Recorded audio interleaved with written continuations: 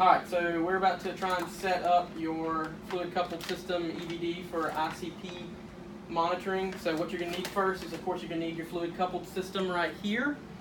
You will also need your transducer. You want to make sure that you use the one not for the A-line, the one that doesn't have the pigtail. So this is the one with the pigtail. You don't want to use it. You want to use this. And you're also going to need 3 red caps and a saline syringe. So when you get it, of course, it's going to be in the package. This part's going to be in a sterile package. So we're going to prime that in just a second. But first, we'll go ahead and hook up our transducer.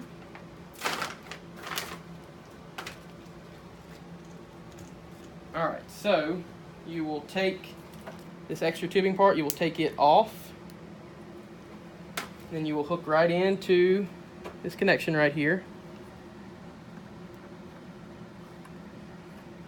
And then you will begin priming the system. So like I said, this is in a sterile package, so you can just pull it out enough. This is the part that the neurosurgeon is going to need to touch, so just make sure you don't touch this part right here. So pull it out just enough to where you can get to this little stopcock. And then you can just take that little piece off.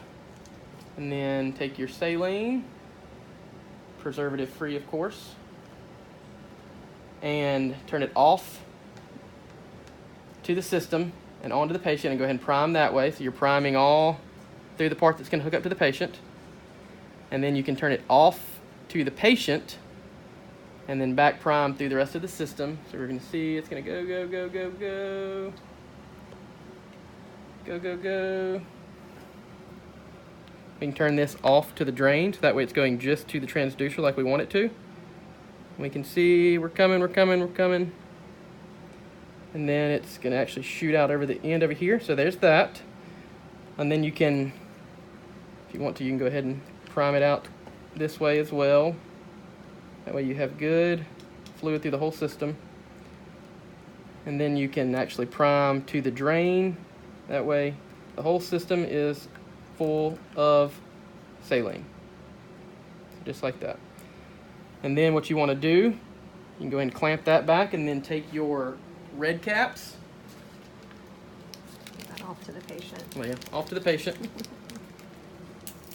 And then take your red caps. And then I would actually usually turn this off to the drain as well, or not, your fluid's going to all run out this side.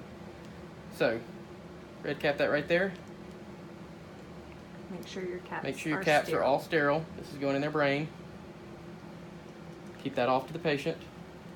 And then, got the rest of our red caps right here. Our other 2 red caps are going to go right here on the end of this transducer.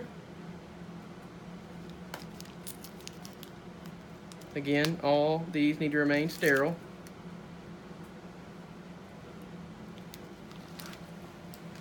And then take this other little piece right here.